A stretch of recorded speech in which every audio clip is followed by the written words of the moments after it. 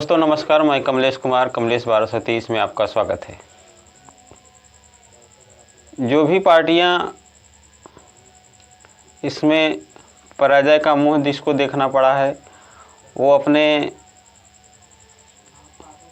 कारणों का पता लगाने के लिए कि हमारी हार जो हुई है या हमारे प्रत्याशी जहां नहीं जीत पाए हैं वो किन कारणों की वजह से नहीं जीत पाए हैं, इसको लेकर समीक्षा बैठकें चल रही हैं। चाहे योगी आदित्यनाथ हों, क्योंकि भारतीय जनता पार्टी को उत्तर प्रदेश में काफ़ी नुकसान हुआ है। 2019 और 2014 के लोकसभा चुनाव के मद्देनज़र अगर देखा जाए तो भारतीय जनता पार्टी को काफ़ी नुकसान हुआ है। और वहीं अकेले इस लोकसभा में चुनाव लड़ने के लिए उतरी बहुजन समाज पार्टी सुप्रीमो महन कुमारी मायावती जी को भी काफ़ी नुकसान झेलना पड़ा है। 2019 में जो गठबंधन हुआ था समाजवादी पार्टी के साथ बहुजन समाज पार्टी का, उसमें जो है बहुजन समाज पार्टी को खासा लाभ मिला था और उन्होंने 10 सीटें हासिल की थी। परंतु 2024 में बहन कुमारी मायावती जी की जो रणनीति थी, या कहें कि अकेले दम पे चुनाव लड़ने का जो फैसला था, वो कहीं न कहीं जो है घातक साबित हुआ है और बहुजन समाज पार्टी की करारी हार हुई है। फिलहाल बहुजन समाज पार्टी के खाते में एक भी सीट नहीं गई है। इसको लेकर के बहुजन चिंतकों ने काफ़ी अफसोस जताया है और बहुजन समाज पार्टी प्रमुख ने भी इसको लेकर एक समीक्षा बैठक बुलाई है, नेताओं से चर्चा की है। और उसके साथ साथ अगर बात करें हम चंद्रशेखर आज़ाद रावण की, जिन्होंने लोकसभा नगीना से जो है अपने दम पर चुनाव लड़ा था और भारतीय जनता पार्टी के उम्मीदवार, समाजवादी पार्टी के उम्मीदवार को परास्त करते हुए उन्होंने अपने दम पर भारी मतों से विजय प्राप्त की है। इसको लेकर के भी चर्चा जोरों पर है कि क्या बहुजन समाज पार्टी की उम्मीद के तौर पर आज़ाद समाज पार्टी को देखा जा सकता है, या बहुजन समाज पार्टी के कार्यकर्ता आज़ाद समाज पार्टी के प्रमुख चंद्रशेखर आज़ाद की तरफ झुकाव महसूस कर सकते हैं। क्योंकि नगीना लोकसभा सीट से अभी तक बहुजन समाज पार्टी जीतती आई है, परंतु इस बार जो माहौल बना वो चंद्रशेखर आज़ाद के पक्ष में बना और अच्छा खासा माहौल बना और उन्होंने अच्छी खासी जीत दर्ज की है। इसको लेकर के भी समीक्षा चल रही है। फिलहाल मायावती ने लोकसभा चुनाव 2024 में हार के कारणों का पता लगाने के लिए बड़े नेताओं के साथ जो है चर्चा की है। यूपी के एससी मिश्रा समेत 3 नेताओं को जो है पार्टी ने बुलाया है और पार्टी विरोधी कार्यों में लिप्त नेताओं के बारे में भी उन्होंने रिपोर्ट मांगी है। बसपा सुप्रीमो मायावती ने लोकसभा चुनाव में मिली करारी हार के कारणों की समीक्षा जो है शुरू कर दी है। उन्होंने पहले चरण में यूपी के 3 नेताओं, राष्ट्रीय महासचिव एससी मिश्रा के साथ अशोक सिद्धार्थ और रामजी गौतम को भी बुलाया। मायावती ने 3 नेताओं के साथ दिल्ली में बैठक की और उनसे हार के कारणों के बारे में पूछताछ की है। बताया जा रहा है कि एससी मिश्रा ने बसपा सुप्रीमो को एक रिपोर्ट भी सौंपी है। इसमें खास तौर पर कोऑर्डिनेटरों की कार्यप्रणाली और उनके द्वारा प्रत्याशियों का जो चयन किया गया था, उसमें जो है मनमानी की बात जो है कही गई है। इसके अलावा स्थानीय स्तर पर पार्टी की स्थिति के बारे में भी उच्च स्तर पर जानकारी न देने की बात कही गई है। बताया जा रहा है कि जल्द ही जिला कोऑर्डिनेटरों को जो है जिलाध्यक्षों की बैठक लखनऊ में बुलाई जा सकती है। और वहीं जो है चंद्रशेखर आज़ाद पर भी उनकी जीत पर भी एक चर्चा हुई है। बैठक में सबसे पहले पश्चिमी यूपी की सीटों को लेकर के चर्चा की गई। मायावती पश्चिमी यूपी से ही आती हैं और एक समय था जब सबसे अधिक सीटें बहुजन समाज पार्टी को यहीं से मिलती थी, लेकिन इस बार जो है स्थिति सबसे ज़्यादा ख़राब रही है। और इतना ही नहीं, पिछले चुनाव में नगीना सीट पर बसपा जीती थी, लेकिन इस बार उनके धुर विरोधी रहे आज़ाद समाज पार्टी के चंद्रशेखर आज़ाद अपने दम पर जो है वहाँ से चुनाव जीते हैं। तो जाहिर सी बात है, चंद्रशेखर आज़ाद को लेकर बसपा सुप्रीमो चिंतित हैं और चंद्रशेखर दलितों में तेज़ी से उभरते हुए नेता के रूप में दिखाई दे रहे हैं। मायावती ने चंद्रशेखर की जीत और बसपा के पराजय के कारणों के बारे में भी जानकारी मांगी है। बैठक में बसपा ने के गिरे मत प्रतिशत पर भी चर्चा करती हुई चिंता जताई है, क्योंकि बहुजन समाज पार्टी ने इस चुनाव में अगर माने तो 9.39% केवल मत मिले हैं, जो कि नीचे की तरफ जा रहे हैं। बसपा का अब तक के चुनाव में सबसे कम ये फीसदी मत है। और एस.सी. मिश्रा की रिपोर्ट भी इसकी भी चर्चा की गई है इनकी रिपोर्ट में।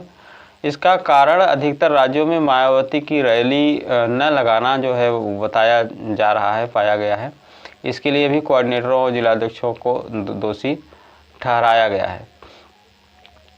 अब देखते हैं कि बहुजन समाज पार्टी इस पर अपना क्या निर्णय लेती है। फिलहाल एक चीज़ तो साफ हो गई है कि बहुजन समाज पार्टी को कुछ बड़ा करना होगा, क्योंकि 2027 में उत्तर प्रदेश में विधानसभा का चुनाव भी नज़दीक है। और ऐसे में इस समय निवर्तमान मुख्यमंत्री योगी आदित्यनाथ भी अपना प्रयास जारी रखेंगे कि क्योंकि वो शासन में है, वो नहीं चाहेंगे कि 2027 में हमारी किसी तरह से हार हो। फिलहाल बहुजन समाज पार्टी को अब अलग से कुछ और प्रयास करने होंगे, जो कि 2027 में यदि मामला और बिगड़ता है तो बहुजन समाज पार्टी जो है धीरे धीरे समाप्ति की तरफ ही जाएगी। उत्तर प्रदेश में अगर मान के चले तो अखिलेश यादव समाजवादी पार्टी के मुखिया जो है, और कांग्रेस का जो परिणाम रहा है वो काफ़ी संतोषजनक रहा है। कांग्रेस को जो उम्मीदें नहीं थी उत्तर प्रदेश से, उससे अधिक सीटें जो है प्राप्त हुई है। और समाजवादी पार्टी ने जिस तरह से अपना वर्चस्व कायम किया है और वापसी की है, 2019 में जो है समाजवादी पार्टी को महज 5 सीटें मिली थी, जबकि 2024 में जो है इन्होंने भारतीय जनता पार्टी को भी पीछे कर दिया। 37 सीटें जो है यहाँ से प्राप्त की हैं समाजवादी पार्टी ने। तो जाहिर सी बात है समाजवादी पार्टी का अपना जो है वर्चस्व बढ़ा है। बहरहाल एक चीज़ और समझ लीजिए कि समाजवादी पार्टी को अब कहीं न कहीं जो है अदर बैकवर्ड, यादव को छोड़ करके अदर बैकवर्ड भी उन्होंने साथ दिया है। और एससी समाज के जो पढ़े लिखे तबके के लोग थे, जो समझ रहे थे कि हाँ अगर भारतीय जनता पार्टी सत्ता में आती है तो संविधान को कहीं न कहीं खतरा है, और ये दिखने भी लगा था, जो है लोग एहसास कर रहे थे कि हाँ जो है हमारे सम्मान पर किस तरह से ठेस पहुंचाई जा रही है समाज भारतीय जनता पार्टी के द्वारा। तो उन्होंने एससी समाज के लोगों ने भी अंदाज़ा लगा लिया होगा कि बहुजन समाज पार्टी कहीं न कहीं जो है पिछड़ रही है, तो हमें जो है समाजवादी पार्टी के साथ जाना चाहिए। बहरहाल समाजवादी पार्टी का साथ जो है अन्य पिछड़ा वर्ग ने बखूबी दिया है। दलित समाज का जो वोट प्रतिशत है जो घटा है बहुजन समाज पार्टी के प्रति, वो वोट प्रतिशत जो घटा है वो समाजवादी पार्टी में शामिल हुआ है। इस वजह से समाजवादी पार्टी का ये अब समाजवादी पार्टी को ये समझना होगा, ये या तो समाजवादी पार्टी के कार्यकर्ताओं को भी ये समझना होगा कि बहुजनों का बराबर का सम्मान रखा जाए। यदि ऐसा होता है तो बहुजन एकता जो है समाजवादी पार्टी को नई ऊंचाई दे सकती है, और बहुजन खास करके बहुजनों को जो सत्ता हासिल करनी है वो सत्ता केंद्र की है। तो हो सकता है समय लगे उसमें, लेकिन यदि समाजवादी पार्टी के जो कार्यकर्ता हैं या समाजवादी पार्टी का जो शीर्ष नेतृत्व है, यदि सभी को साथ लेकर के चलने की जो कवायद है उसकी, और यदि इसमें ये सफल रहते हैं, किसी तरह की कोई बातचीत या अनहोनी नहीं होती है, तो बहुजन समाज जो है अब समाजवादी पार्टी की तरफ झुकाव महसूस कर रहा है और झुका हुआ है, और समाजवादी पार्टी को नई ऊंचाई दे सकता है। परंतु संभालना बड़ा मुश्किल काम है, बड़ा कठिन काम है, और ऐसे में समाजवादी पार्टी और समाजवादी पार्टी के कार्यकर्ताओं को जो है इस पर जो है बहुत ही सूझबूझ से कदम उठाना पड़ेगा, क्योंकि समाजवादी पार्टी के जो यादव बाहुल क्षेत्र है, यादव कार्यकर्ता है, वो कहीं न कहीं जो है अपने आप को दम में न रहें, और यदि ऐसा हुआ तो उनसे जो है एससी समाज उनके हाथों से छूट सकता है। इसलिए मैं कह रहा हूँ कि समाजवादी पार्टी को और समाजवादी पार्टी के कार्यकर्ताओं को इस पर विशेष ध्यान देना होगा, जिससे बहुजन समाज जो है कि एकता बनी रहे समाजवादी पार्टी के प्रति, और समाजवादी पार्टी को बहुजन समाज नई ऊंचाई तक ले जा सकता है। बहरहाल हम बात कर रहे थे बहुजन समाज पार्टी की, तो बहुजन समाज पार्टी में जो अभी हार की समीक्षा हो रही है, उस समीक्षा में फ़िलहाल क्या सामने आता है क्या नहीं आता है, ये तो देखने वाली बात होगी। लेकिन बहुजन समाज पार्टी को यदि फिर से स्टैंड करना हो राजनीति में, क्योंकि बहुजन समाज पार्टी पूरे देश में चुनाव लड़ती है, बहुजन समाज पार्टी का पूरे देश में एक वर्चस्व है, और मान्यवर साहब कांसीराम जी के समय में तो बहुजन समाज पार्टी को एक नई ऊंचाई जो उन्होंने दी थी, वो उसको बहुजन समाज के लोग जो है कभी भूल नहीं सकते हैं। लेकिन बहन कुमारी मायावती जी ने जिस तरह से बहुजन समाज पार्टी को पीछे किया है, ये अपने आप में एक चिंता का विषय है, और इस पर लगता है कि बहन जी को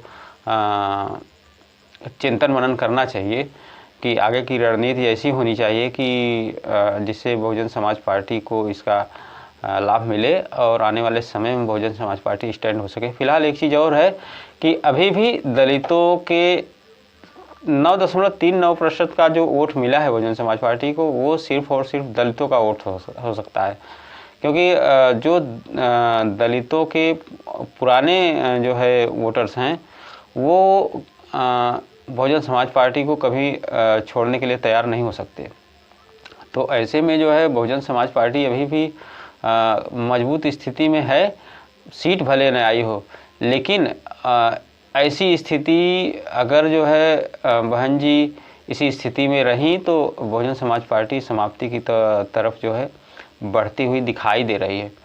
और जिस तरह से चंद्रशेखर आज़ाद ने नगीना की सीट बम्पर वोटों से जीती है, उस तरह से अब ये भी चिंता का एक विषय है बहुजन समाज पार्टी की मुखिया के लिए कि कहीं दलितों के नेता के रूप में चंद्रशेखर आज़ाद न उभर जाएं। फिलहाल यदि अगर ऐसा होता है तो चंद्रशेखर आज़ाद भी अपने आप में एक अहमियत रखते हैं, और काफ़ी समय से दलित बहुजन के लिए जो है उनकी जो संघर्ष है, उनका जो संघर्ष है वो काफ़ी हद तक जो है प्रचलित है। पूरे देश में लोग चंद्रशेखर आज़ाद को जानते हैं, और उनकी पहचान जो है किसी से छुपी नहीं है। हाँ, वो युद्ध स्तर पर काम करते हैं, कहीं कहीं जो है हो सकता है उनका आवेश गलत हो सकता है। बहुजन समाज पार्टी ने एक बार इसका जिक्र भी किया था, बल्कि आकाश आनंद ने इसका जिक्र किया था कि हम दलितों को जो है किसी आंदोलन में नहीं झोंक सकते, क्योंकि दलित हमारे जो है वो गरीब तबके को होते हैं, उनको आंदोलन से क्या लेना देना है। यदि मुकदमे में वो फंस जाएंगे तो उनका भविष्य अंधकार में हो जाएगा। तो ये सब बातें हो चुकी है, लेकिन अब जिस तरह से केंद्र की सत्ता जो है कभी भारतीय जनता पार्टी के पास, कहीं कांग्रेस के पास, बहुजनों के हाथ से निकलती हुई दिख रही है, तो ऐसे में हमें बहुजन समाज पार्टी को बहुत ही सतर्क रहना पड़ेगा। और यदि चंद्रशेखर आज़ाद इसमें खरे उतरते हैं तो कोई दिक्कत नहीं है, कहीं बहुजन समाज पार्टी को एक विकल्प के रूप में या बहुजनों को एक विकल्प के रूप में जो है चंद्रशेखर आज़ाद भी पसंद हो सकते हैं।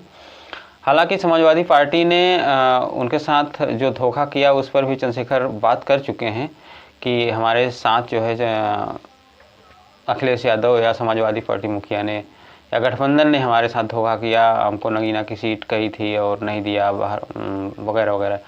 तो ये भी बात है कि कहीं न कहीं दलितों के सम्मान के साथ जो है समाजवादी पार्टी का जो रुख है उसको भी चंद्रशेखर आज़ाद अब समझ चुके होंगे कि ये क्या करने जा रहे हैं। ये इस बार के चुनाव में जो एक नारा था कि यदि भारतीय जनता पार्टी आएगी तो उसको जो है संविधान खत्म हो जाएगा, तो संविधान को बचाने के लिए जो दलितों का जो दलितों की चेतना है वो जो है संविधान को बचाने के लिए गठबंधन के साथ गई है। इसको भी समाजवादी पार्टी को समझना होगा, क्योंकि संविधान के साथ यदि छेड़छाड़ होती है या संविधान को कोई नुकसान पहुंचाने की बात होती है तो हमेशा दलित समाज जो है उसको आगे रख, क्योंकि बाबा साहब की दलित समाज बड़ी इज्जत करता है और बहुत पूजा करता है उनकी, मान लीजिए, और संविधान को सराखों पर बिठा कर रखता है। भले ही बाबा साहब के विषय में बहुत ज़्यादा दलित समाज न पढ़ा हो या न पढ़ता हो, लेकिन सिर्फ और सिर्फ बाबा साहब के नाम से ही आज दलित समाज जो है इतना जागरूक हुआ है। और यदि दलित समाज जो है को ये समझ में आया कि नहीं, भारतीय जनता पार्टी और समाजवादी पार्टी की विचारधारा एक ही है, तो दलित समाज समाजवादी पार्टी से छिटकने में भी देर नहीं करेगा। तो ऐसे में समाजवादी पार्टी को या समाजवादी पार्टी के कार्यकर्ताओं को बहुत ही सतर्क रहना होगा। और रही बात आज़ाद समाज पार्टी की, तो उत्तर प्रदेश के लोकसभा चुनाव में एनडीए और इंडिया गठबंधन को 80 में से 79 सीटों पर कब्जा किया है। और इन दोनों गठबंधनों को हरा करके नगीना लोकसभा सीट से जिस तरह से चंद्रशेखर आज़ाद ने ये जीता है, उनका जो है वर्चस्व बढ़ गया है। भीम आर्मी प्रमुख चंद्रशेखर ने अपनी राजनीतिक पार्टी आज़ाद समाज पार्टी बनाई और पहली बार चुनावी मैदान में उतरकर बाजी मार ली है। चंद्रशेखर ने नगीना सीट पर न सिर्फ समाजवादी पार्टी और भारतीय जनता पार्टी को हराया, बल्कि मायावती की बहुजन समाज पार्टी के प्रत्याशी की भी जमानत जब्त कर दी है। ये बात सोचनी है, बहुजन समाज पार्टी के एक चिंता का विषय हो सकता है। जबकि नगीना सीट पर पिछली बार बसपा ने ही कब्जा किया था। मंगलवार को मायावती ने अपनी पार्टी की हार की समीक्षा की, तो उसमें नगीना और चंद्रशेखर पर भी बात हुई है। ये सोचिए, कहा जा रहा है कि चंद्रशेखर को लेकर मायावती की चिंता अब बहुत बढ़ गई है और माना जा रहा है कि चंद्रशेखर जो है युवा दलितों के आइकान की तरह उभर रहे हैं। नगीना सीट पर चंद्रशेखर आज़ाद ने 5,12,522 वोट हासिल किए हैं। 3,61,079 वोट पाने वाले भारतीय जनता पार्टी ओम कुमार को 1,51,473 वोटों से हराया है।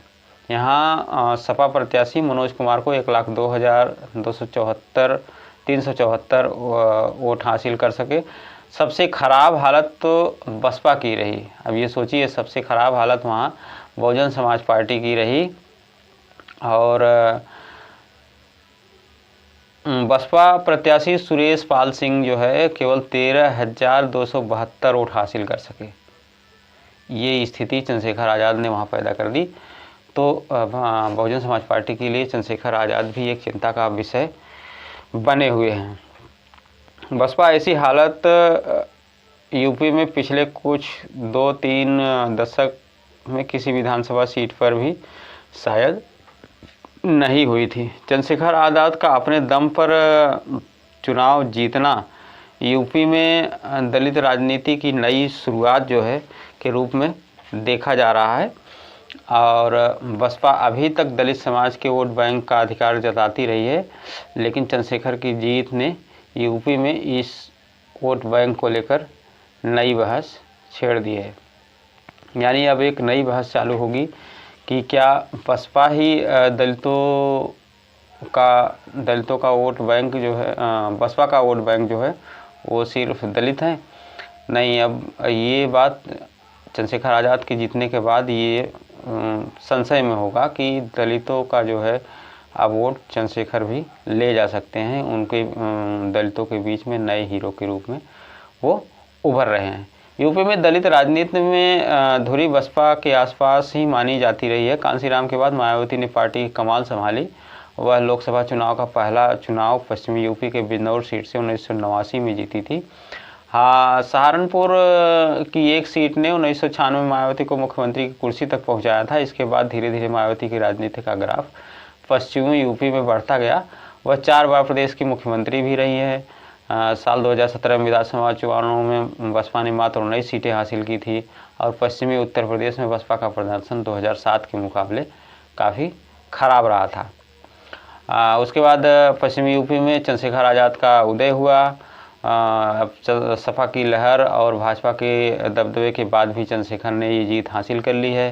कहा जा रहा है कि मंगलवार को ही मायावती ने अपने नेताओं के साथ चुनाव मंथन किया तो नगीना सीट और चंद्रशेखर पर खास चर्चा हुई।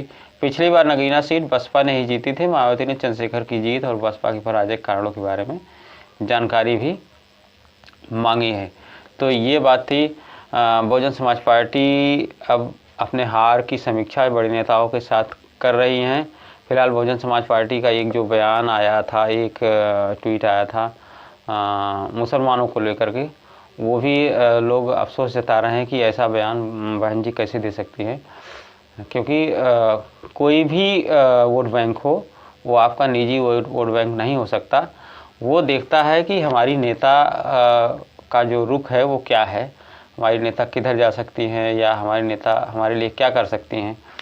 हालांकि 4 बार की मुख्यमंत्री मायावती जी रही हैं और उन्होंने बहुजनों के लिए बहुत कुछ किया है, ऐसा नहीं है। लेकिन